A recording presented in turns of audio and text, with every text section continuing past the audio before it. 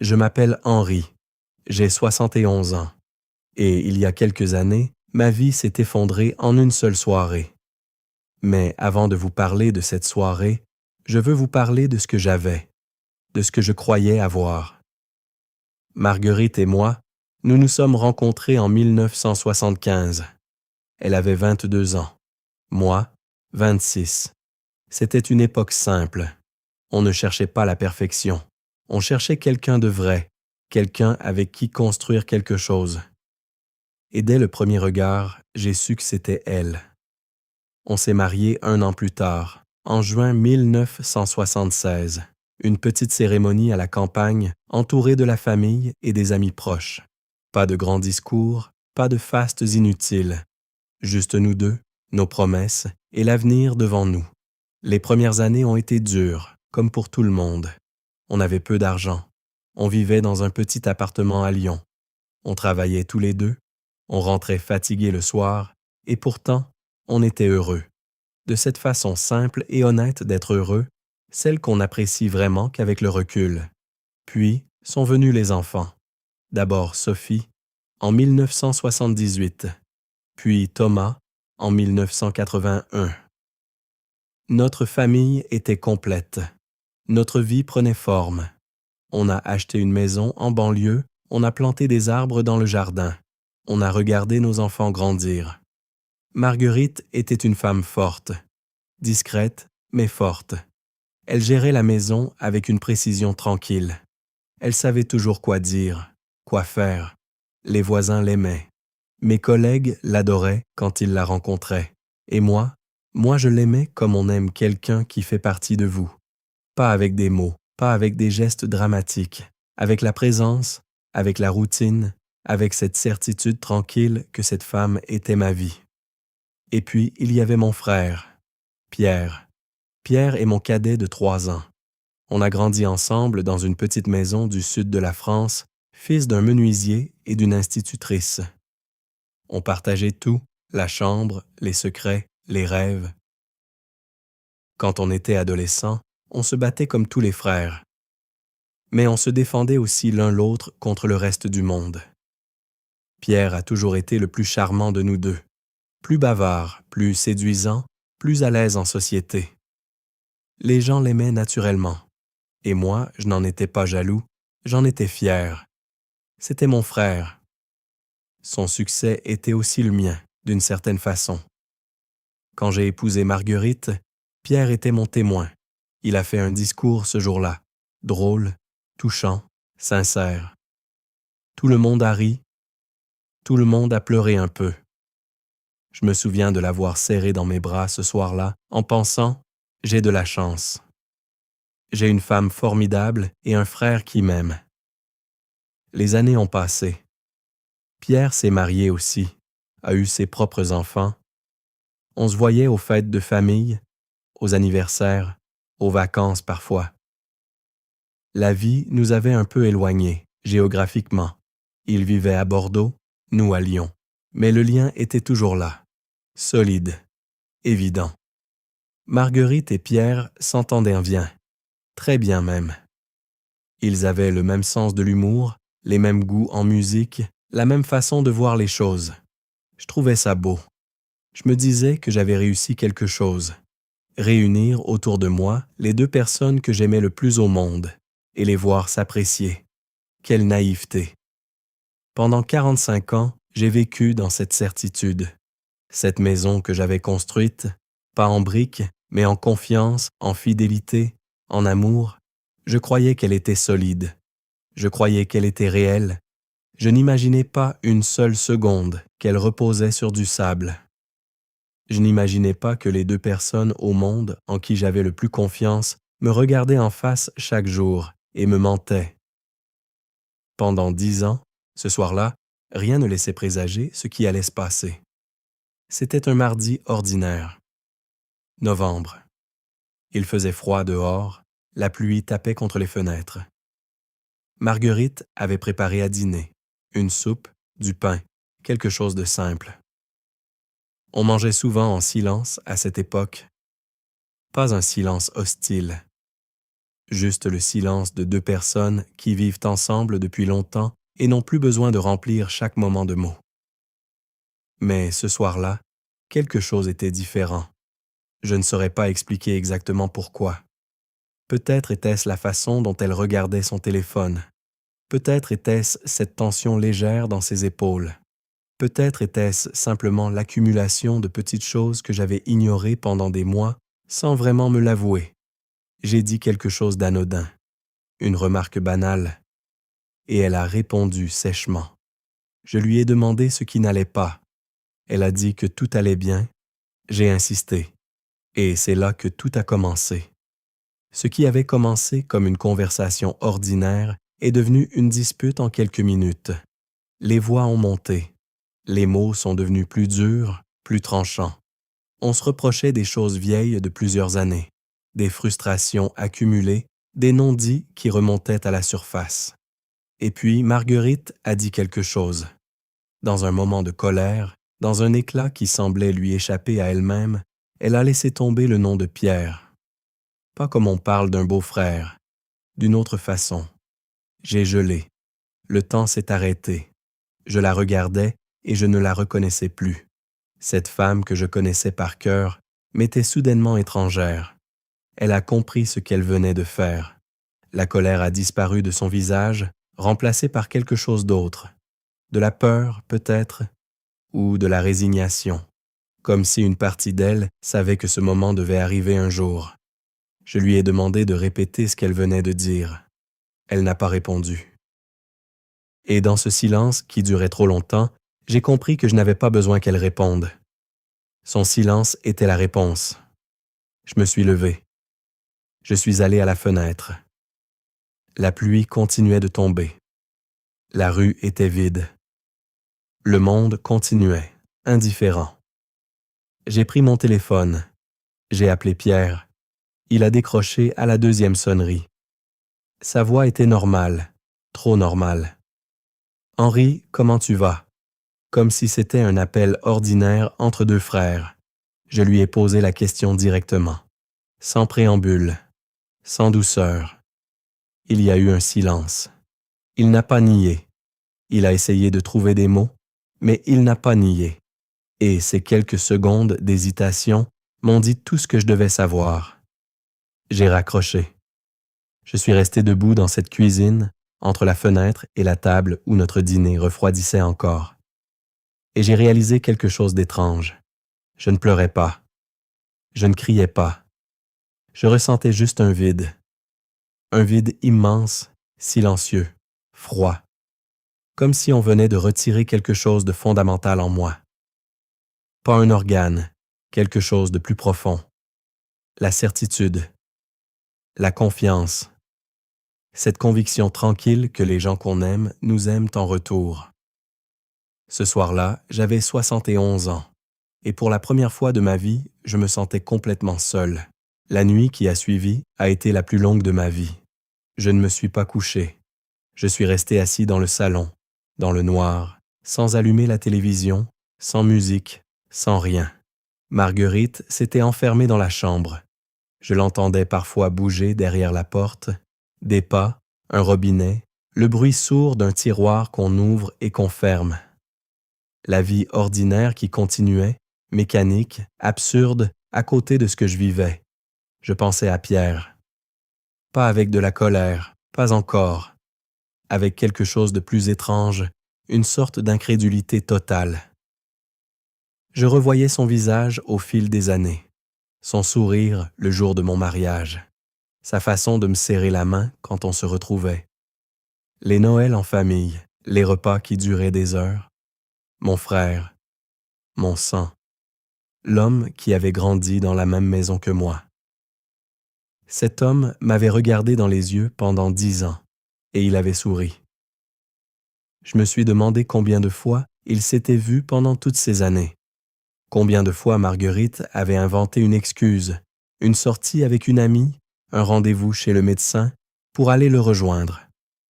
Combien de fois ils avaient été ensemble pendant que moi je travaillais, pendant que moi je rentrais à la maison, pendant que moi je vivais ma vie en croyant qu'elle était réelle. Le lendemain matin, Marguerite est sortie de la chambre. Elle avait les yeux rouges. Elle s'est arrêtée dans l'embrasure de la porte du salon et m'a regardé.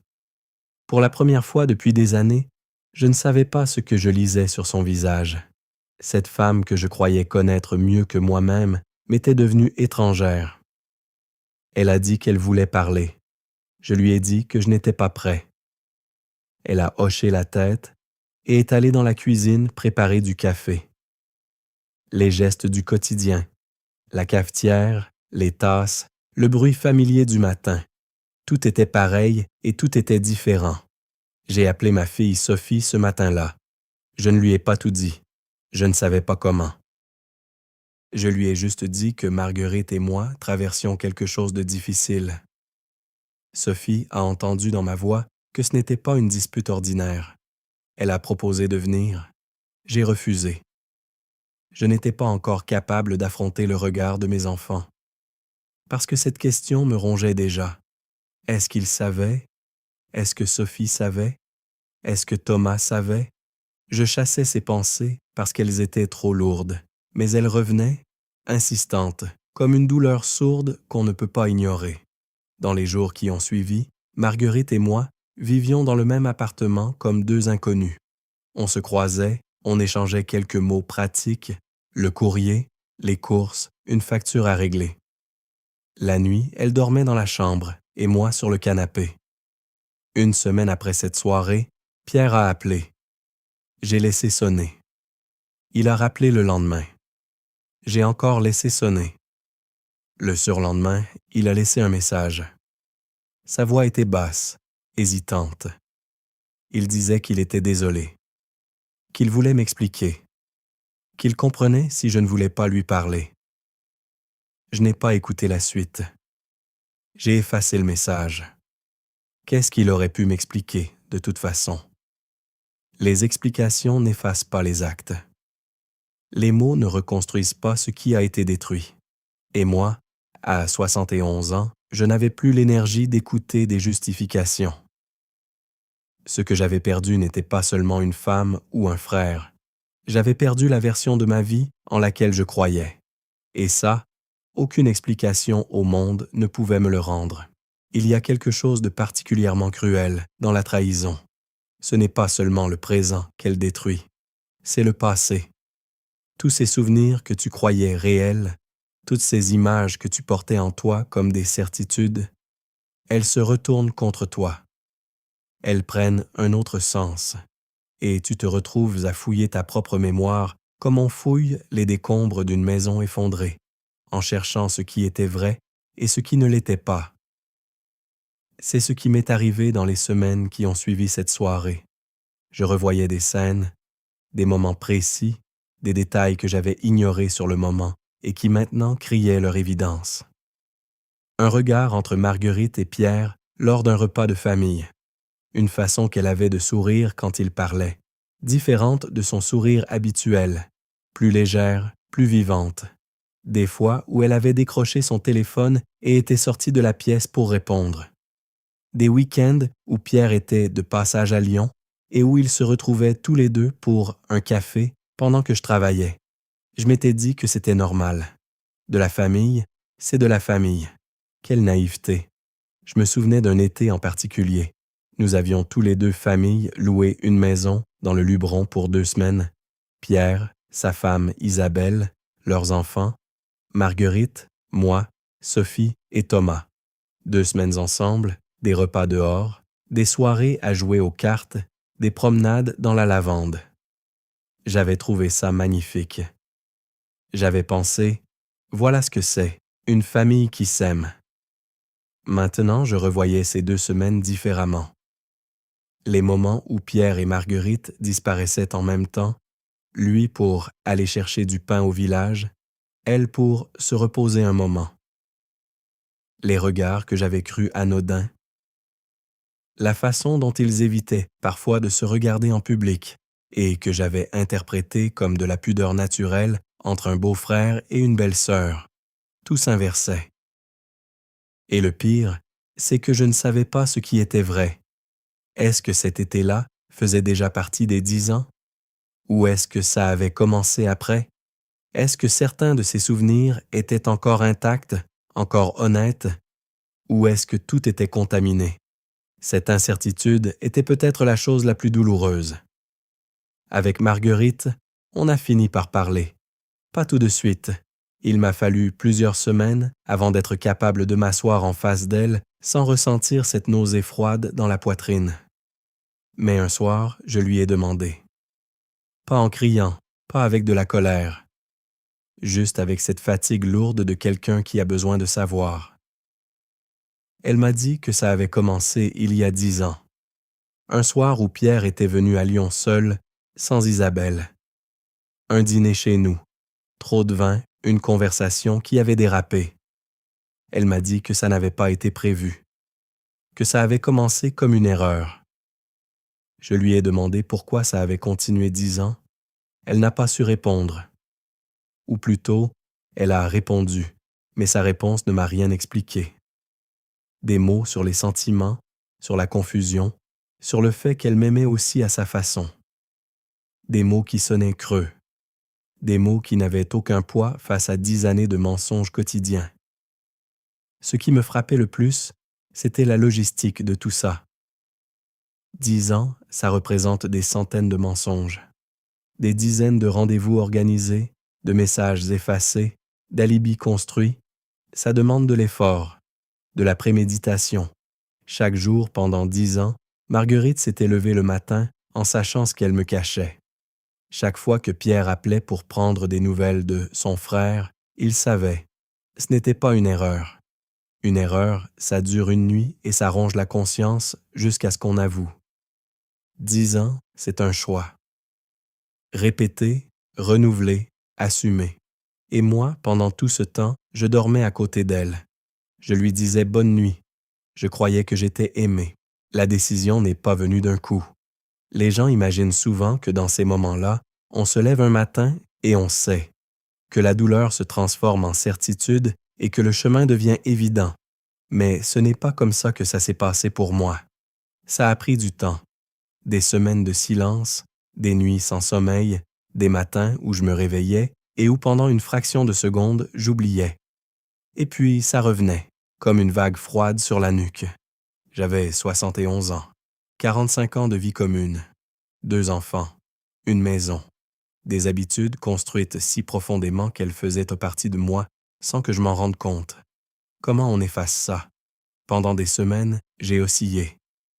Il y avait des moments où je regardais Marguerite et je voyais encore la femme que j'avais aimée, celle des premières années, celle qui riait dans notre petit appartement de Lyon, celle qui tenait Sophie dans ses bras le jour de sa naissance. Et dans ces moments-là, une partie de moi voulait croire que c'était encore possible. Et puis, il y avait les autres moments, ceux où je pensais à Pierre, ceux où je revoyais tous ces souvenirs contaminés, ceux où je réalisais que cette femme, chaque matin pendant 10 ans, avait choisi de me mentir. C'est Sophie qui m'a aidé à voir les choses clairement. Un soir, elle est venue me voir seule. Elle s'est assise en face de moi et elle m'a dit « Papa, qu'est-ce que tu veux, toi? Pas ce qui est raisonnable, pas ce qui est pratique. Qu'est-ce que toi tu veux? » Personne ne m'avait posé cette question. J'ai réfléchi longtemps et quand j'ai répondu, j'ai compris que la décision était déjà prise. Je n'avais pas encore trouvé le courage de me l'avouer. Je voulais partir.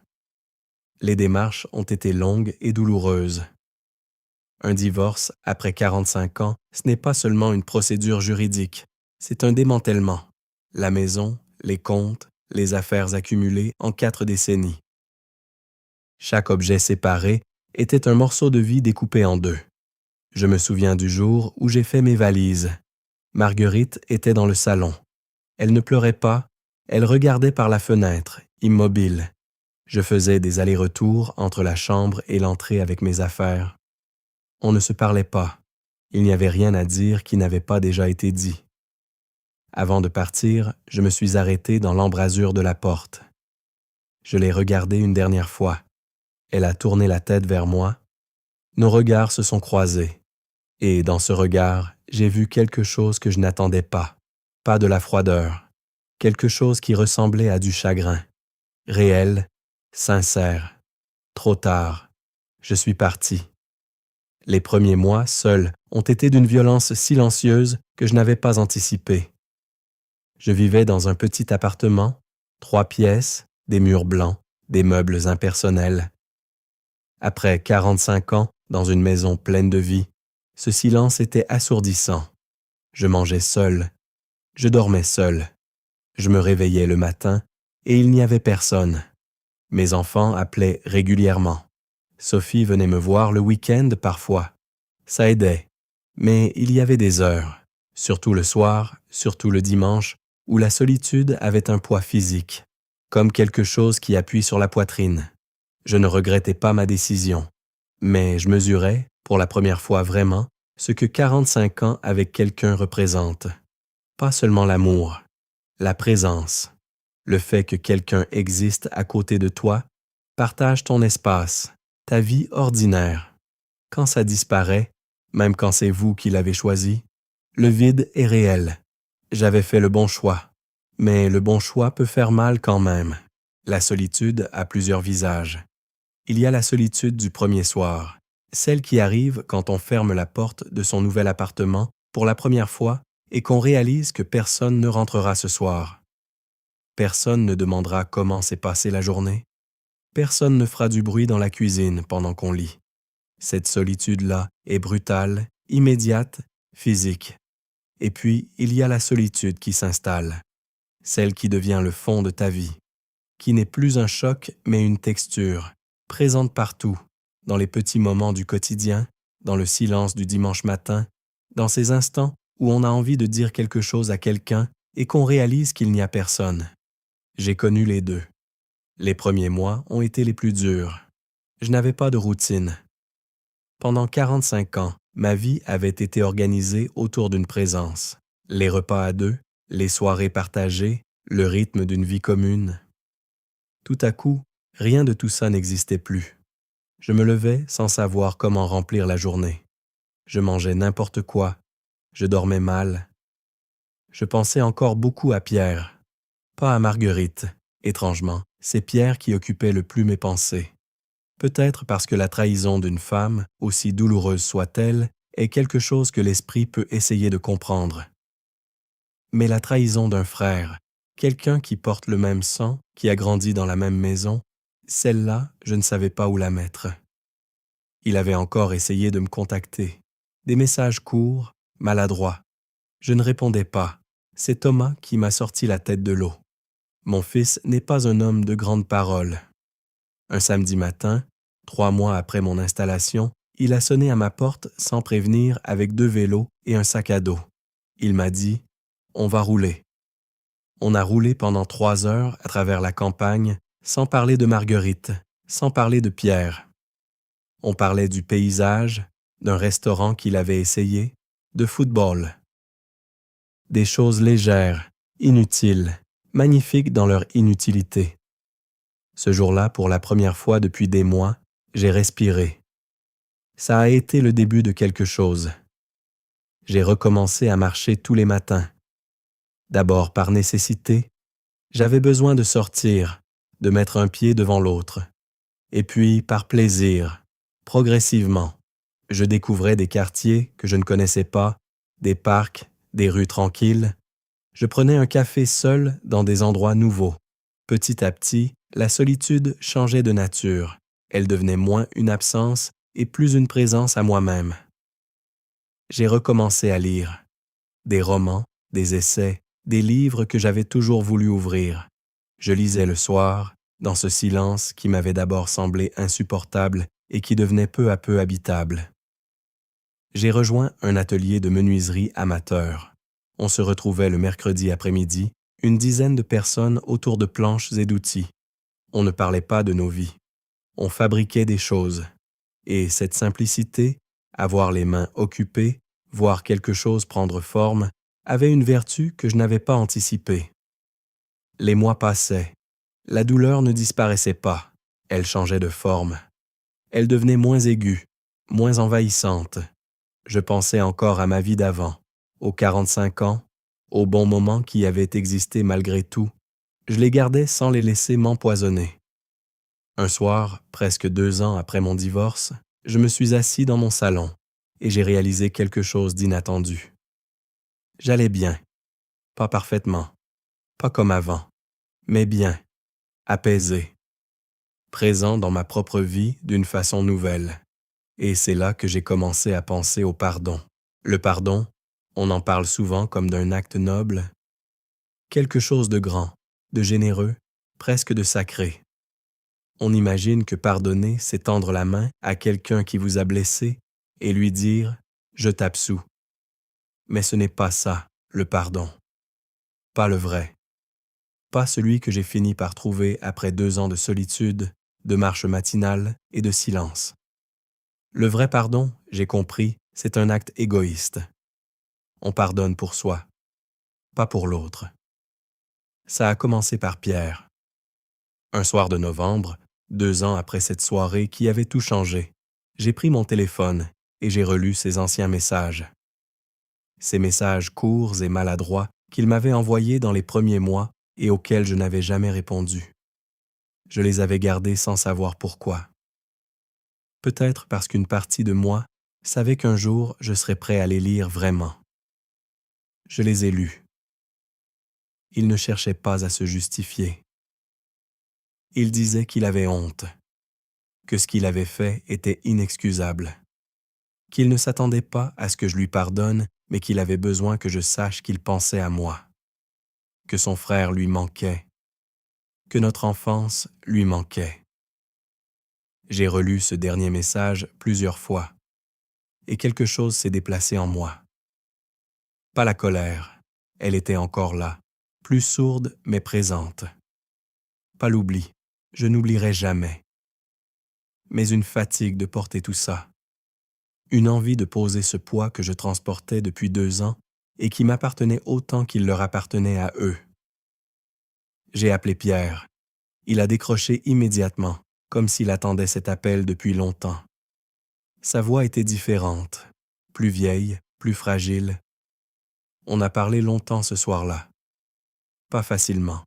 Il y avait des silences, des moments où les mots ne venaient pas, des instants où je sentais la colère remonter et où je devais la laisser passer avant de continuer. Je ne lui ai pas dit que je lui pardonnais ce soir-là. Ce n'était pas encore vrai. Mais j'ai raccroché en sachant que quelque chose avait changé. Avec Marguerite, ça a pris plus de temps. Peut-être parce que notre histoire était plus longue, plus profonde. Peut-être parce que la trahison d'une femme avec qui on a partagé 45 ans touche quelque chose de plus intime. On s'est revus quelques fois, pour des questions pratiques d'abord, puis progressivement pour autre chose. Des conversations courtes, prudentes, comme deux personnes qui apprennent à se connaître à nouveau. Un après-midi, on a marché ensemble dans un parc près de chez elle. Elle m'a dit qu'elle regrettait. Pas comme juste après la révélation. Différemment. Simplement. Sans chercher à expliquer ou à se justifier. Juste, je regrette. Je sais que ça ne change rien. Mais je regrette. Je l'ai écouté. Et quelque chose en moi a lâché. Le pardon n'est pas arrivé comme un éclair. Il est arrivé lentement, comme une lumière qui augmente si doucement qu'on ne remarque pas le moment exact où il fait jour. Un matin, je me suis réveillé et j'ai réalisé que je ne pensais plus à eux avec cette douleur tranchante. Que les souvenirs de notre vie commune pouvaient coexister avec la trahison sans que l'un détruise l'autre. 45 ans ne s'effacent pas. Le bien non plus. Aujourd'hui, à 74 ans, je ne vis plus avec Marguerite. Mais on se voit parfois, pour les enfants, pour les petits-enfants.